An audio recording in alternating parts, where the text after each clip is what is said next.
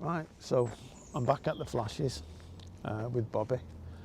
Today I'm going to talk about G's. So we're on two big ones, and two quite serious ones. I'm going to put in golf at the end because I'm playing golf tomorrow with a few lads. So I'll put golf in and I'll put a golfing joke in there. So hang on till the end, cheer you up. But I'm going to talk about guilt, Catholic guilt, no, just normal guilt. Don't have to be a Catholic for this one. Guilt and grief and loss. So basically, there's a few big reasons why people relapse, and these are two of the big ones: guilt and grief and loss. So I'll tell you a little bit about grief, my experience of grief and loss. So I had a sister who was schizophrenic, and when she was florid, she was very, very mad. But when she wasn't, she was nice, she was lovely, and most of the time she took care of me. When my mum died when I was 11 or 12, but I for quite a lot of years the responsibility for looking after me fell on her, and anyway she made sure we were clean and clothed and fed, and did all the stuff that a mum is supposed to do, and she even protected me against my dad when he was getting stuck in, sort of battering me. So she was, and she took some punches and kicks for that. But yeah, she got sober just before, well, a few years before she died, and we sort of developed a relationship in sobriety because we had a common illness, if you like.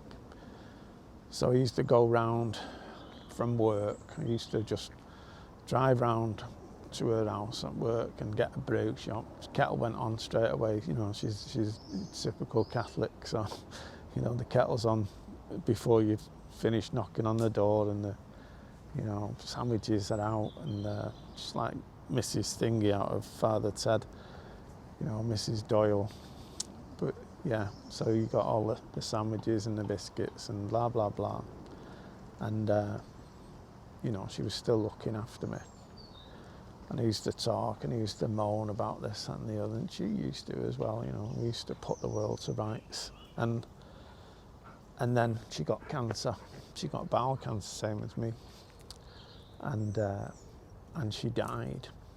And for maybe a year,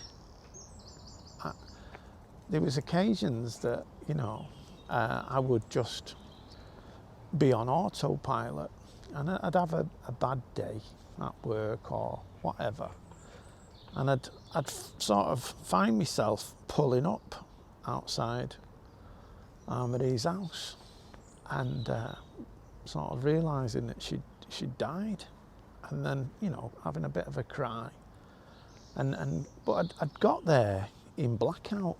I'd got there without even thinking about what I was doing.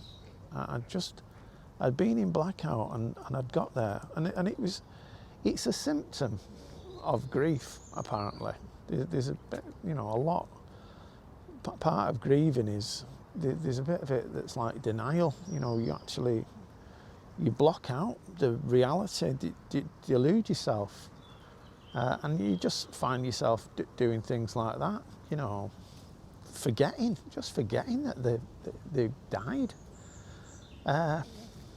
And in alcoholism, this happens quite a bit as well, because I've said in other films, or I will say in other films, that my favourite definition of alcoholism is a love and trust relationship with an object or event. Sort of the object being alcohol, the event being drinking it. So I love that relationship. I had a love and trust relationship, and alcoholics understand that. You know, normal people like a drink. Alcoholics love a drink. They have a love, and when they put the drink down, they grieve it. You know, they grieve it. They find themselves crying, some of them, for God knows what reason. They don't know, you know, but they're grieving. And they find themselves sometimes just in a sober blackout, like I was, turning up at Armories, walking into a pub and having a drink. Because they forget that they're under this sort of, in this denial, and they just forget that they're alcoholic, and they find themselves drinking, and think, oh Jesus, what happened there? As long as one drink's in, then they change. So Danny Crosby talks about these sober blackouts, you know, but I tend to think that they're linked in with this self-protection that grief, you know, puts you. It doesn't let you feel all the pain all at once, because it's catastrophic, the pain, the grief.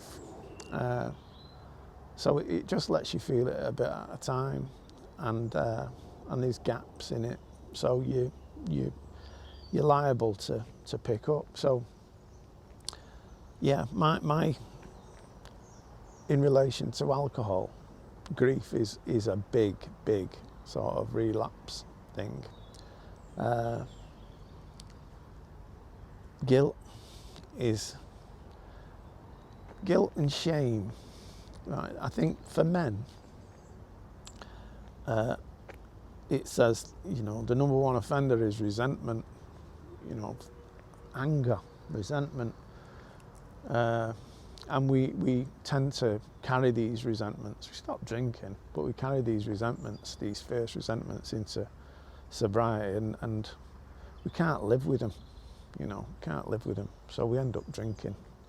So it's imperative that we deal with them and get them sorted, really. It's not just sharing them, it's actually getting rid of them, because sharing them, problem shared is a problem halved, they say. Maybe so. And a problem shared with a few more people, it might lessen its pain. But resentment in men is usually terrible. Resentment in women is terrible. You know, we're men and women, we're the same, but women carry a lot of guilt and shame into sobriety. They put the drink down, but they've put themselves into lots of positions, unsafe positions, you know. They take on responsibilities, you know, to be the perfect mother. And if you've got a relationship with alcohol, it's your primary relationship. So you're going to put it before family, children, everything. So they carry a lot of guilt and shame. And the guilt and shame it's terrible. It's enough to get, you know, and quite often it does get them back on the piss. So that they need to deal with guilt and shame. I have guilt. I was talking to my lad last night about, you know, I've got guilt. I've got guilt about not working. You know, I've got cancer. I've got terminal cancer, but I still got guilt about not going to work. I've got this Catholic sort of work ethic guilt, and I hate it. There's nothing I can do about it. So I make these daft films, but guilt and grief are very, very dangerous. And you need to sort of recognise how dangerous they are, and how important it is to deal with them, because the alternative to dealing with them is to wallow in self-pity, and once you're in that, you're likely to drink. It says we are driven by 100 forms of fear, self-delusion and self-pity. The self-pity is a red flag. Once you get in that, it's very difficult. You become driven then. Your actions are not your own. You become driven by self-pity, and you're driven to like on autopilot to do what you've always done, to drink. So you can't live with guilt, you can't live with shame, you can't live with remorse. So you have to deal with it, and the way to deal with it is to talk to someone about it and who knows about it. But the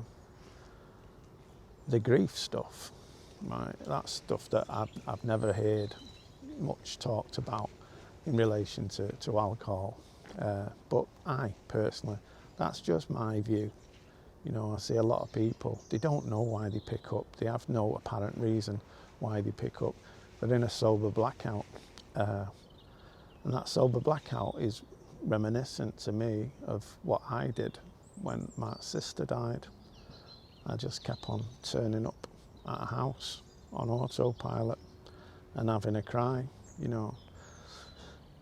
And when I stopped drinking, one of my first, I turned up in a pub, almost without thinking.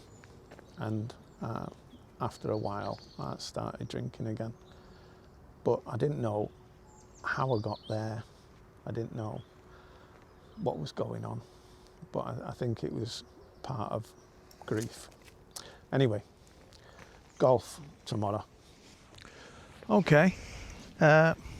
So I did last time, I did grief and I did guilt. I was on the G's and I said I'd do gratitude. So we're on gratitude. It's a big thing, gratitude, for alcoholism. It's like, if you can get this bit right, you can do almost anything. But there's a guy called Gary Reefer, and I'll repeat if you watch all of these videos, I tend to repeat myself, but I like his ideas. If you go to YouTube and have a look at him talking, but one of them, he talks about the sort of alcoholic or sort of spectrum of feelings. Because like I did a talk on feelings, and he suggests, which I sort of agree with, that feelings in most people go from, say, 1 to 10, 1 being suicidal, 10 being euphoric, and somewhere in the middle is content or normal.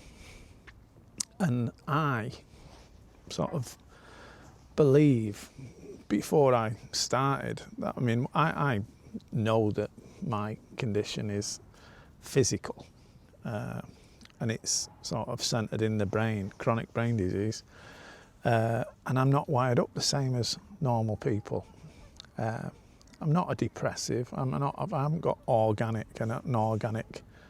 Well, I have actually, because my chemicals are not the same. So if I have a drink, I produce 110 micrograms of dopamine, which is like off the charts for normal folk, but for alkies, it's the norm. But then you've got the downside to that. We normally sit below. We may have a deficit. I don't know the science of this exactly, but we've probably got a deficit, because our minds or our brains are always looking for homeostasis, is it? They're always looking for balance. and ours is naturally balanced a little bit low. So yeah, Gary Reefer talks about this, and I think I sit like I say, 1 suicidal, 10's euphoric, 5 is normal or content. I sit just not content, just a little bit irritable, a little bit restless. Well, very restless. I'm restless now. This never leaves me. And a little bit discontent. My natural... Hold on, let's get this camera up a little bit. My natural resting state is irritable, restless and discontent, and that sits about a 4 on that scale. You know, it's not depressed or anxious or blah blah blah. It's just a little bit irritable, a little bit restless and a little bit discontent. So gratitude, discontent is and restlessness, you know, it's not conducive to gratitude, because you're always comparing and despairing and looking at other people and thinking they've got it better than you, and you feel a little bit want to move on to the next thing all the time. You know, you get to one pub, you have one pint, you want to get to the next. I keep it about drinking. So gratitude isn't my natural resting state. Discontent is my, you know, I'm not contented. That's my natural resting state. When I have a drink, though, I go from maybe a 4 to a 6 or a 7, you know, which feels like a 10, feels, you know, to me. So how do I know this, and how do I know? So when I was a kid, I always felt a little bit like this. I know I always felt a little bit less than satisfied about everything, really. A little bit restless, a little bit discontent, and it was most visible when I got sober, and I was doing my steps, and I got to step 8 and 9, and I had to make amends to. It didn't matter what my dad did to me or whatever like that, you know. The program sort of says I have to make amends to them wherever possible. Hold on. Let me get this. Hello? Hi, is that John? Yeah.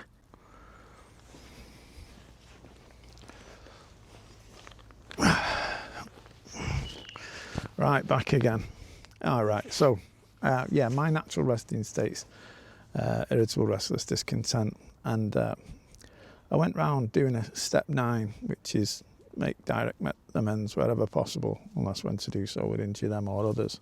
So I was making amends to me dad for all the aggro that I'd caused. You know, it was a two-way thing, you know, and he wasn't the greatest dad, so, but I had to make amends. So I went round and I made this half-assed amends to him, and I said, you know, sorry for all the crap I brought to the door, you know, having the police come in and just, it's chaos with an alky in the house. And so I made this half-assed amends, and then I said, the you know, but, I always, you know, so I said, but, why didn't you love me? Right, so he said, what do you mean? And I said, look around the house. You've got pictures of the dogs, pictures of the grandkids, not my children, like, you know, but fucking everyone else's kids, sort of. You've got pictures of, like, but you never had one picture up of me. And I said, you've not got anything you know, to show that you've got me as a son. You know, people would think you had you had 4 kids instead of 5. They wouldn't know I exist. There's no evidence of my presence. And he said, well, to be honest, you always had a face like a smacked ass. And I said, what? He said, you if you were taking pictures, you looked irritable, restless and discontent. He didn't use those words. He said, like, you had a face like a smacked ass. And I looked, I found some pictures of me after he died, you know, and he was right. I was stood next to my brothers and sisters, and they were all smiling and happy and all this, happy, joyous and free. And I had a face like a smacked ass. I was always irritable, restless and discontent. That's before I even took a drink, you know, as long as I can remember. I didn't think it was bad. I thought everyone felt like that, you know. Like I say, it's not depressed. It's not it's just not content. So gratitude, it was difficult. It was a difficult one for me to grasp, because this old boy said, you know, you can't be grateful and unhappy at the same time, you know, because if you're grateful, you start being happy. So he advised to he advised me to go, he was a Catholic, so he advised me to go to church and light candles for people who were worse off than me, you know, who needed my prayers. And anyway, I enjoyed that, because it took my mind off me, and I had a bit of peace for 20 minutes. And there was loads and loads of people, you know. I was 26 and I was really physically fit, and I was quite bright, and I had a beautiful girlfriend who's now my wife, and we had a nice little flat, and things were going good. I'd stopped drinking, and when I sort of did that ritual every day, I started feeling pretty happy, content. Yeah, I went from a 4 to a 5. I went from irritable, restless, discontent to just content, and possibly could be described as happy, without drugs, without drink. And that was amazing. That was an amazing sort of thing for me. And I was then told not just to pray for people who had it worse than me, but to list things that, you know, I should be grateful for. And I was discontent. So I sort of found that difficult at first, because everyone had it easier than me. Everyone had an easier life and blah, blah, blah. But when I started to think about it, you know, I was in good nick. I was in good nick. And I had a potential future that looked bright, you know, compared to some of the people who I was seeing in the fellowship and this, that and the other. I was all right. And I started to cultivate this gratitude stuff. And I was told to cultivate it, so I made a list. And I did my mind.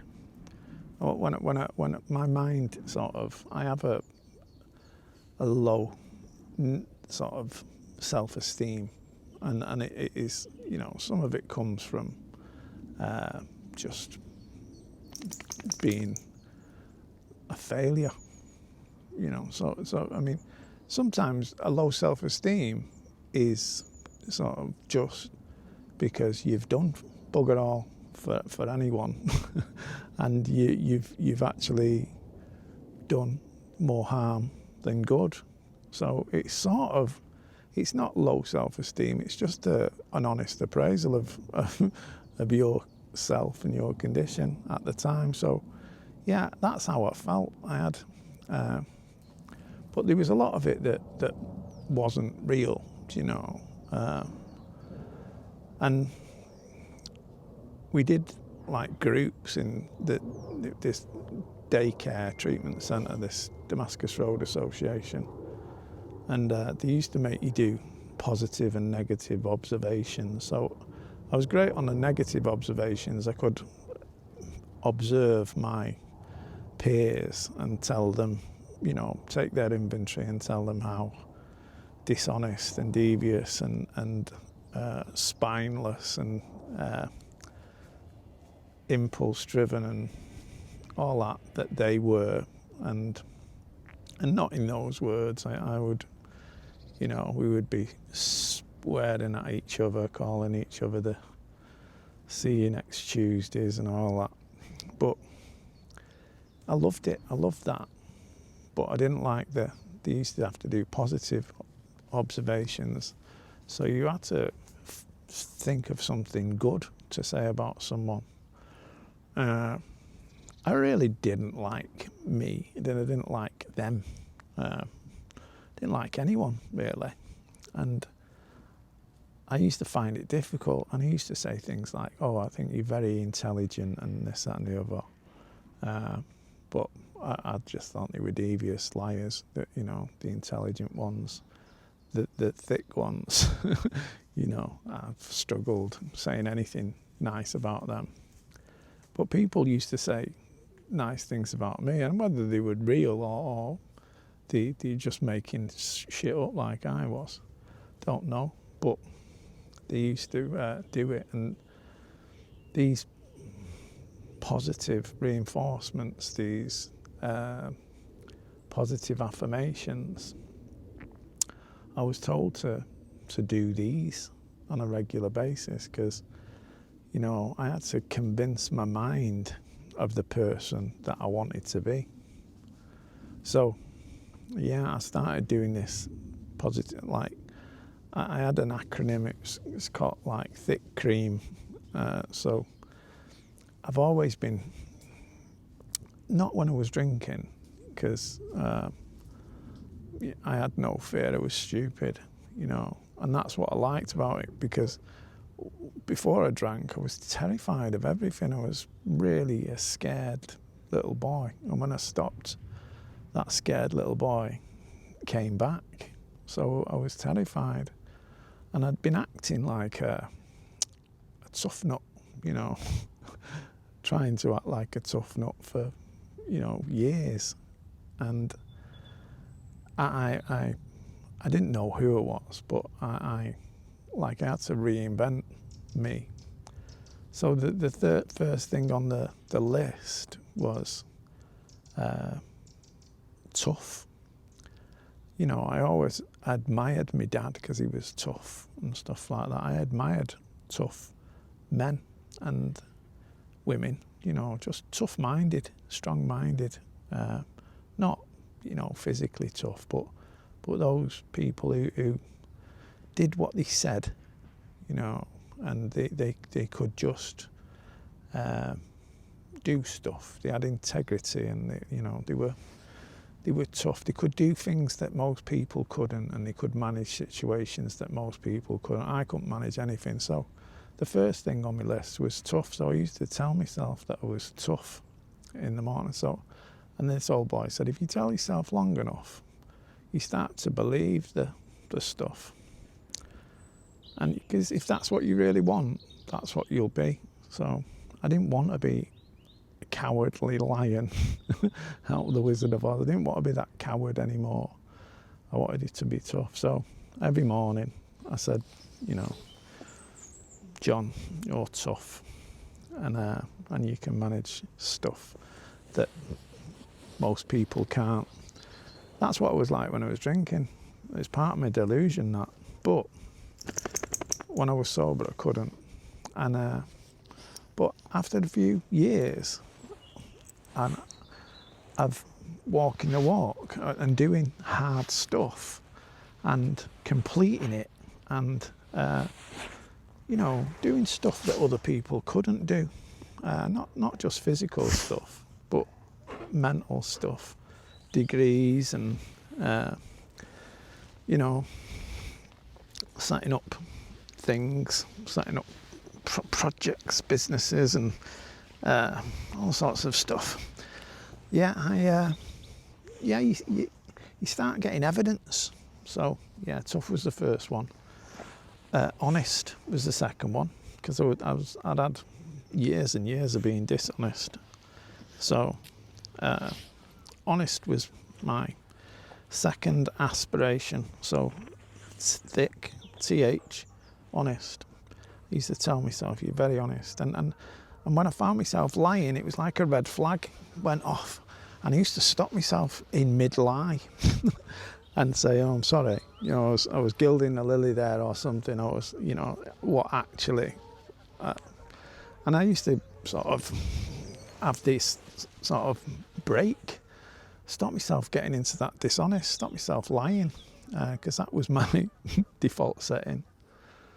So I was quite a tough one. It was intelligent, and I sort of thought I was intelligent, but I had no proof. I had no proof for it. You know, I left school at probably 13, 14, and I had to go back and sort of get some evidence. So I ended up doing a long time in education. And I know intelligence isn't about, you know, education, but it's sort of like where the Scarecrow, back on the Wizard of Oz, Scarecrow gets his certificate, you know, and he knows that he's clever. But that was, I had to, because I told myself, I had this inner dialogue that said, you're thick as shit, you. And it stopped me from doing stuff. So I had to tell myself that. Intelligent, C, creative. I was always good at drawing and stuff like that, but when I started drinking, everything creative went out the window, and I had to pick that up again. You know, you have to practice being creative, so I did that. To some extent, that's what this is about as well. You know, I'm still practicing, but this is the person who I want to be, creative. I want to do stuff, I want to create stuff. I'm actually, hopefully, helping a really good lad, builder. Well, he's bought a hotel, so he's going to start a project for alcoholics in Morecambe, and I'm helping him get that going. And the creative stuff, I just wrote him a outline proposal, sort of 3 or 4 page business plan. It's not, you know, it's all smoke and mirrors. There's no, but it's rough guesses based on 30 odd years of experience. But I like it, being creative, thinking about something that doesn't exist and making it reality. So yeah, creative. Knowledgeable. Knowledgeable, that's an hard one, because it's all right thinking about stuff, but actually, you know, but most of the time I'm the most educated person in any room that I go in. Although I've not been at university or anything for years now. But I continue to read and I continue to learn stuff. So I wanted to be knowledgeable. I wanted to be the cleverest person who I knew. And I'm never going to get there because there's some clever people. But it's something that I need to, you know, continue. So that's thick. Cream was charismatic, the first one.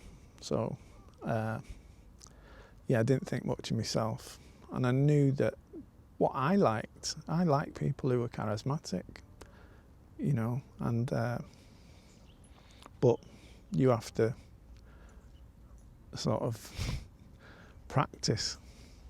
It's not. Some people it comes natural, you know. They come from really good families, and they're all. They get these cultural capital. They get this. Yeah, that Pierre Bourdieu talked about that, didn't it? Cultural capital, cultural competence. You know, I didn't have that. We swore and shouted in our house. Who talked the loudest won the argument. So, but people who were charismatic, they intrigued me, and I'd like to be one of them. So that's another aspiration.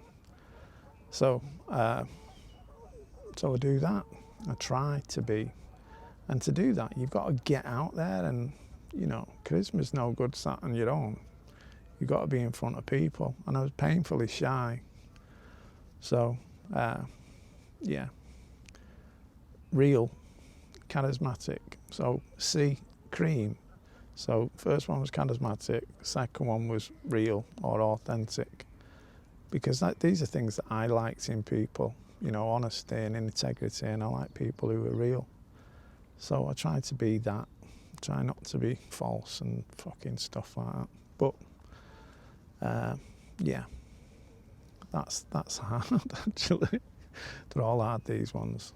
I'll go into other stuff, but basically this was these positive affirmations, and I've done it for years and years now. Even I don't have to write it all down now, it's in my head. And I've sort of moved some way to becoming the person that I wanted to be by doing the stuff, and you know, reinventing this person. So and then I do my gratitude list. This is things that I do in the morning, and I can do them. I do all this lying in my bed sometimes, you know, and I can do it in minutes. You know, it doesn't take all day, but it's what Tony Robbins calls it priming your brain or something. You know, you're setting your brain up for a good day, and that's what I did. That's what I do. So I start. You know, during the night, something happens to me, and I go from content and happy back down to a 3 or a 4. I can wake up angry, restless, irritable, resentful, and God, I have to reset straight away, because my unconscious mind is tricky. So I have to set it back to normal. If not, I've got a wasted day. So that's what I do, and I've done that for 32 years, 33 years. So I probably started this when I was about 15 months in. So yeah, this is a habit that I'm going to get onto habits. When we get to H, we're near there. A, B, C, D, E, F, G, H. It's the next one anyway, isn't it? So habits is like a big one. But gratitude, yeah, gratitude underpins everything that I do today. And it's a really, if you can get this right. I mean, I have got a lot to moan about. And a lot, you know, I could feel sorry for myself most of the time, because in all reality, I've probably got 2 years tops before the cancer ravages me. But I'm trying other stuff, you know. Can't dwell on that. I have to be grateful for the stuff that I've got. Still got the lovely wife. I've got lovely kids, nice house, 2 cars, best dog in the world, Bobby, who loves me. Oh yeah, she loves me no matter what. So, yeah, And I've got a really nice camera, got some good friends. Played golf with one of my sporting heroes the other day. He's like he's Manchester City's captain, and he's just a great lad. And yeah, I'm sort of really lucky to have like loads of people who I like around me. And the bombs are not going off. I don't live in Syria. I'm not sort of at risk of imminent death at any moment. I can just go to the flashes and talk rubbish into a camera for half an hour. But yeah, gratitude. That's a good G. I'm sure there's some more G's, but I'll get back to them. But yeah, ABCDFG H tomorrow. Habits is one of them. Hope is another one, probably. And we'll think of some more. But see you tomorrow.